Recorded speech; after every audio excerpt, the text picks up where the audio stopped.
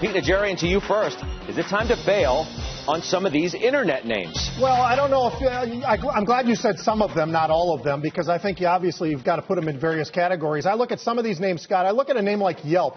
They have done everything right. When you look at their revenue growth, it's been spectacular since 2010, last year again. But when you look at some of the costs they've got, and you start to look at the valuation, which eventually they'll have a valuation, it'll be a forward valuation right now, of over 325. So has this gone pretty far, pretty fast, and I think there's some downside? Absolutely. I wouldn't stick with a name like that. And I got on Facebook a little right around that 50, 51 area not that long ago. I still think there's downside for Facebook, not because they're doing anything wrong, but I think there's some room to the downside before I'd have to step in again. And I'm looking for a number very low 40s right now, not where it is at this point. Well, 50 is the number that a lot of people are hanging on. Dan Niles, the big tech investor, getting out of Facebook at $50. Andreessen's firm selling 1/3 of its Facebook for close to 50. Pete's getting out of Facebook. What else is on the table here? I mean, Yelp is up 230% year to date. Pandora 200%. Facebook 75%. Priceline, Groupon, Amazon, Google. Steph. So the one that they actually downgraded one notch, kept it as a buy, was Google. And that's actually one of the cheapest ones at 19 times forward estimates. They're still going to grow. They just grew revenues, net revenues of about 23%. Paid clicks 26%.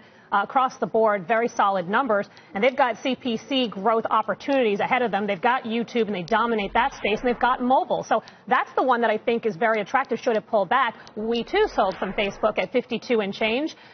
Still own some, still like that story. That quarter was phenomenal in terms of every metric across the board. And I think the company has yet to even benefit from video, and that's the next leg up. Steve Weiss, they love the stocks. They just say that the valuations are too high relative to the long-term growth prospects. I didn't get it. To me, the analysts just sitting on the fence. Hey, I'm still keeping a buy in these stocks. As Steph said, I'm lowering my rating on what's one of the cheapest along with Priceline. But if they go down, I won't be able to take credit if they trade off. Look, if you're an investor who plays in high multiple, high growth stocks, nothing has changed. Is the market looking at momentum a different way? Maybe for a short time basis it is, but otherwise, to me, they're still working as they've been working. Steph and I talked about before the show, and each of those companies has actually raised earnings in their quarterly reports. And the analysts did, too, across the board. Yeah, across the board. So I have no idea what the analysts are talking about. These are the same analysts who hated the stock at 21, though. So, I mean, why are we paying any attention to these analysts whatsoever? Well, we just call it out because they made a point of saying the earnings aren't going up, the multiples are going up. Well, guess what? The earnings are going up. There's certain names out there like Amazon that you could have had this same discussion on 50 points ago, 100 points ago, 120 points ago. Yeah, right. It doesn't matter if Amazon makes or loses money.